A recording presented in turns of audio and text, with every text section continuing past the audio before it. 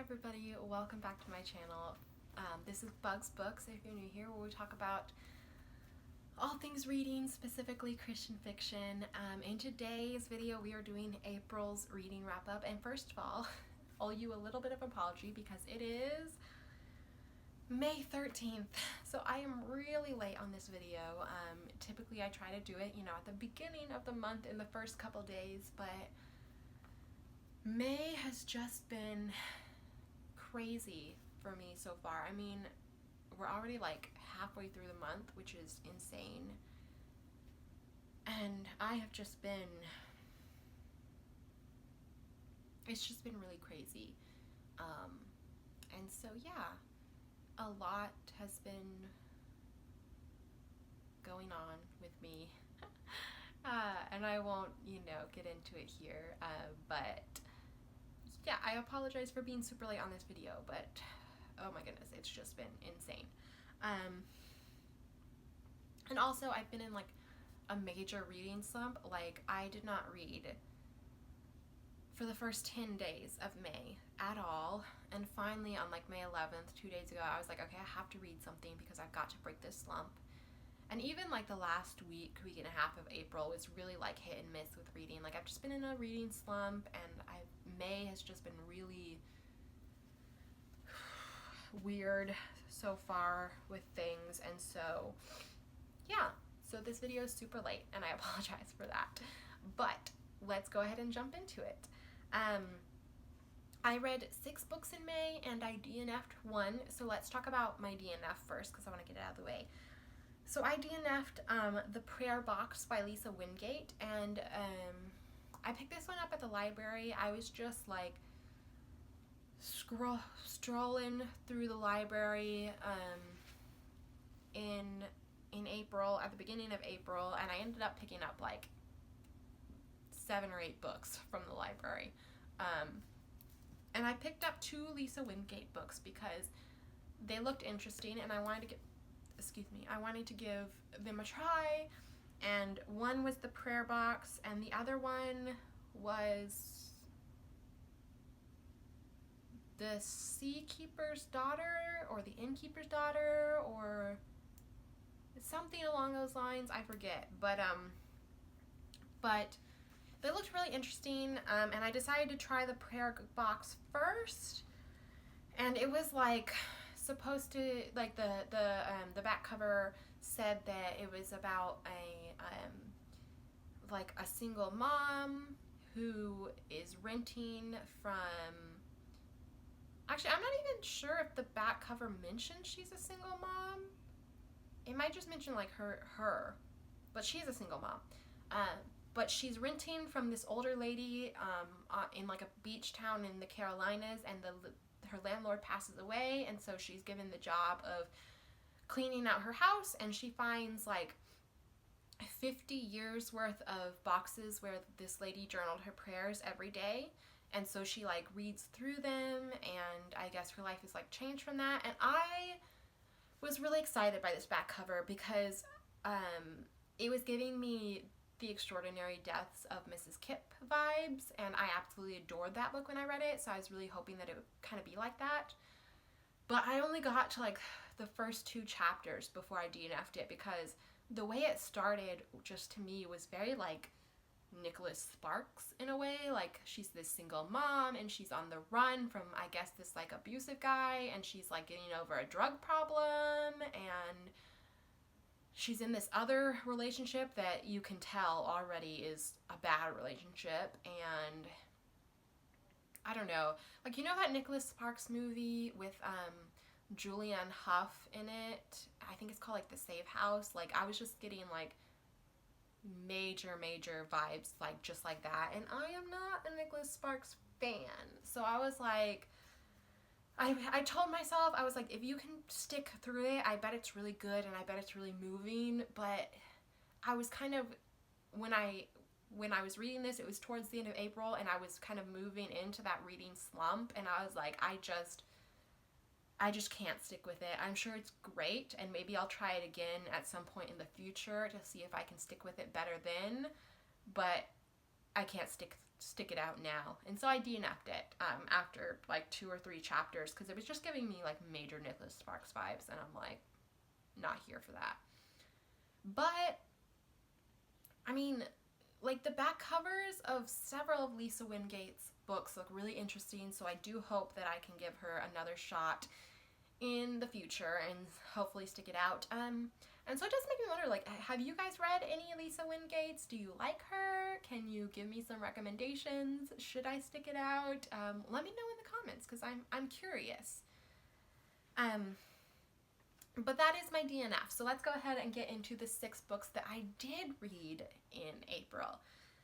So first, we have 3 Jen Turano books, which were all in a series. And I'm trying to work my way through all of Jen Turano's books. I just discovered her like last year when the first book of her, maybe it's like 2 years ago now, whenever the first book in her newest series came out, which I say newest series, she's got a new series coming out like this month. So her newest completed series, I'll say, the Matchmaker series. I read that first book when it came out because I won it in an Instagram giveaway. And I had never read a Jen Turano book before, but I ended up falling in love with it. And now I've read all of the books in that series, and I was like, I want to work my way through her backlist. And so I got the 3 books from the library that I read in April. So the first book in the series is After a Fashion. I gave that one 4.5 stars. It was really funny. The thing that I'll say about Jen Turano is that she writes kind of Gilded Age American Regency. I would say it's like Gilded Age. I think it's classified as Regency, but I feel like it's more Gilded Age in like technically. But I don't know. Don't quote me on that. But it's very like New York 400 kind of period. You know, the Vanderbilts and the Astors and all of that.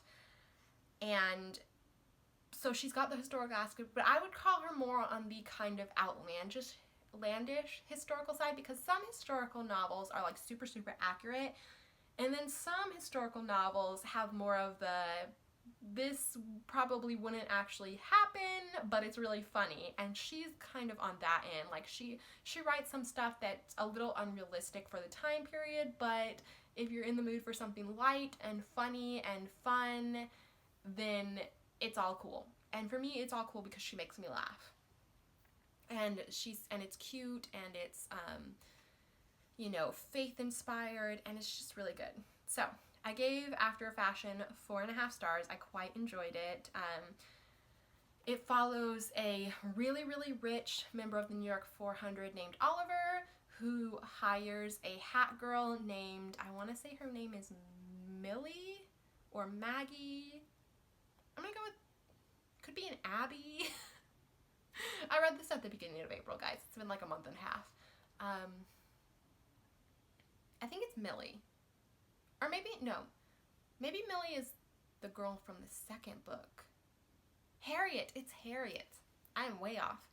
So he hires a hat girl named Harriet to kind of be a companion to him. He pays for her to have a wardrobe because he's trying to close this business deal, and it looks better if he has like a lady on his arms, but he doesn't actually want to deal with finding a girlfriend. So he's like, I'll pay you. You come to dinner with me, let people see you on my arm, and help me close this business deal. And then, of course, chaos ensues. So that was After a Fashion. The next book is the second book in the series, and it's called In Good Company. And I gave it 4 stars. This one follows, I think her name is Millie. And she is Harriet's old apartment mate, and she is a nanny.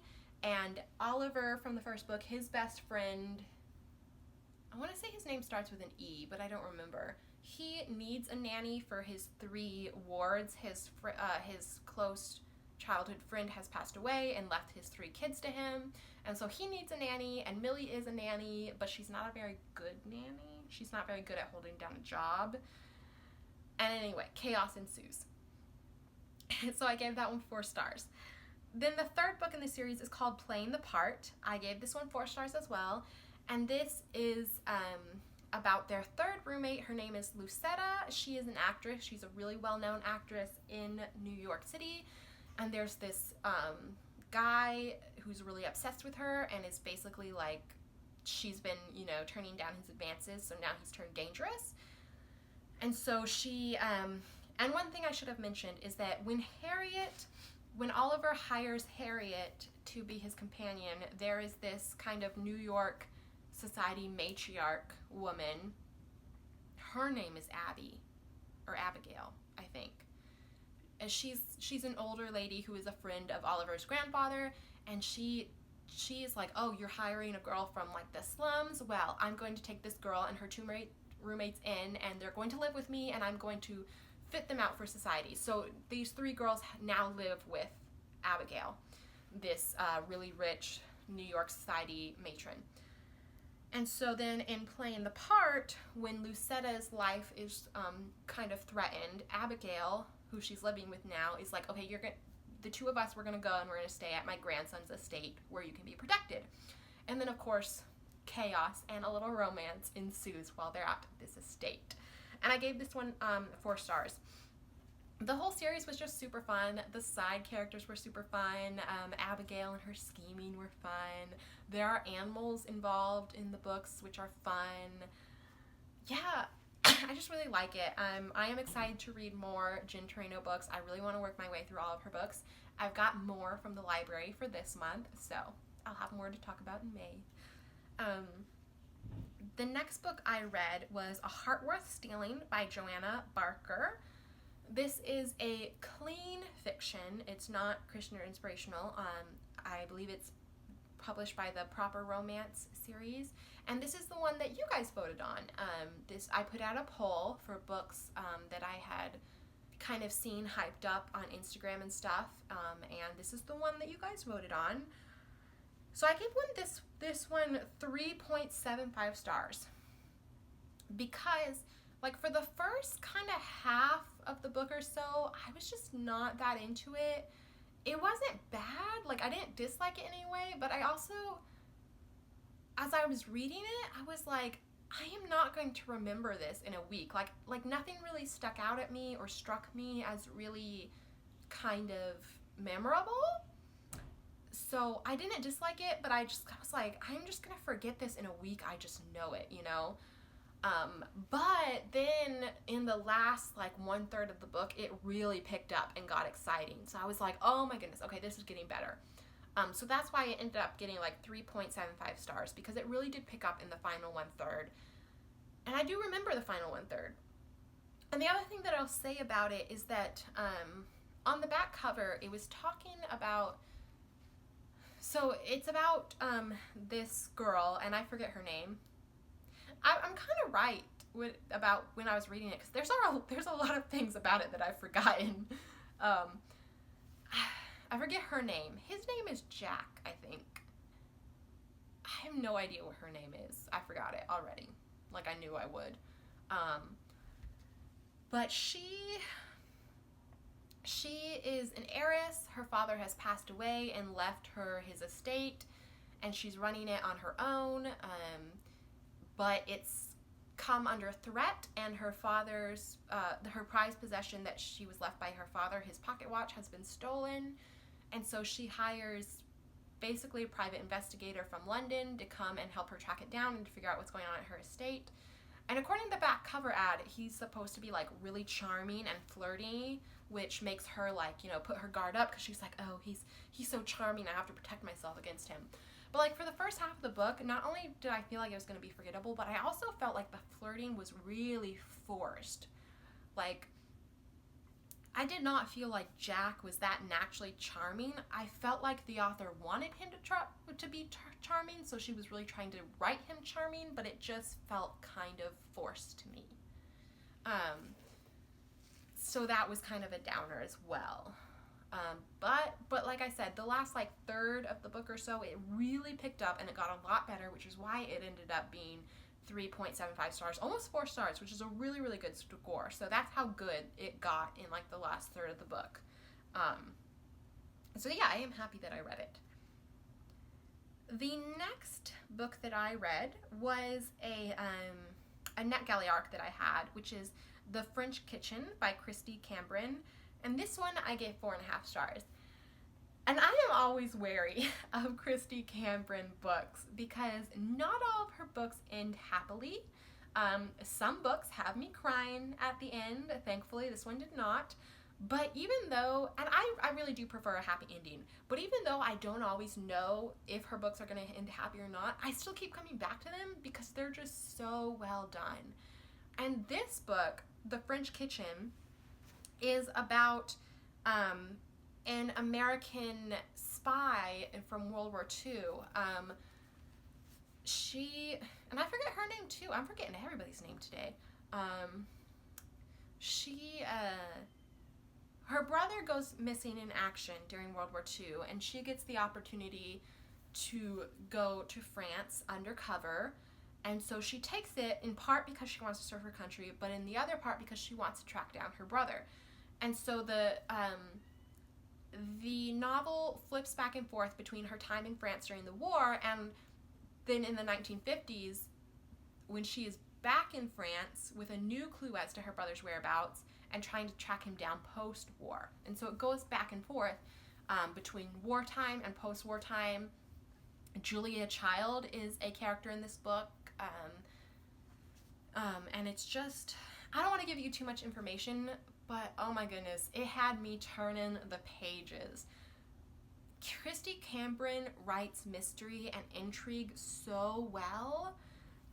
The only reason this book was not 5 stars is because there are a few scenes that were quite graphic, which this is a war novel, so there's going to be some more graphic scenes. And again, normally I don't like the graphic scenes, but because Kristy Cambron writes them so well, and because I understand, you know, it's wartime, there's going to be a little bit of violence, I accept it in this kind of novel. But there's one scene in particular that I was like, ooh, that image in my head, I just don't like that image in my head. And so that's why it lost 0.5 star for me. But it was so good, and like the mystery was so good, and it kept me guessing till the end, and the intrigue and the characters each character has so much depth, like, and there's so many layers, you don't know whose side who is on. Like, it's got that kind of spy, espionage, are you on my side, are you not feel with all of the characters. They're all deep, they're all layered, they're all complex, and it's so good. Seriously, guys, this one comes out, I believe, in August. I'll put the exact date on the screen because I may be way off. I don't remember. I'm having trouble with my memory today. I can't remember anything. But seriously, if you are into like kind of spy war novels, give this one a try because it is so good. I absolutely loved it. It was my favorite book of April, like hands down. It was really good. Okay. Then finally, the 6th book that I finished in April was Pepper Basham's Some Like It, Scot. This is her newest release. I gave it 4 stars. It was adorable. Pepper Basham books are always adorable. It wasn't my favorite of her books. Like, there are definitely books of hers that I like better, but it was really good. It was really good. It follows a social media travel blogger called Miss Adventure, who, her name is that not only because she's, you know, Miss or Mrs. Miss Adventure, it's because she has a lot of misadventures, a lot of clumsy moments. Anyway, but she is in Scotland for a Edwardian retreat where, you know, it's like a full-on Edwardian experience. She's staying in a manor house, and they're dressed in costumes, and they're learning dance lessons and all this kind of stuff. And the owner / handyman of the estate is our Scotsman. His name is Graham. He's awesome. His family is awesome. I love his family. The only reason I gave it 4 stars instead of 5 is because the antics got a little bit much for me. You know, she is called Misadventure for a reason. She has a lot of misadventures. And there were a couple times I was like, okay, this clumsy moment, this misadventure is a little too much for me personally. Like, I'm like, okay. Which, I mean, saying that, you know, I was just talking about, you know, with Jen Turano, some of her scenes can get kind of unrealistic, and I don't mind because they make me laugh. And again, with Pepper Basham, I don't mind all the outlandish stuff because it does make me laugh. I don't know, there were just a couple scenes in this one that I was like, okay, that's taking the, I just feel like it just took it a little too far.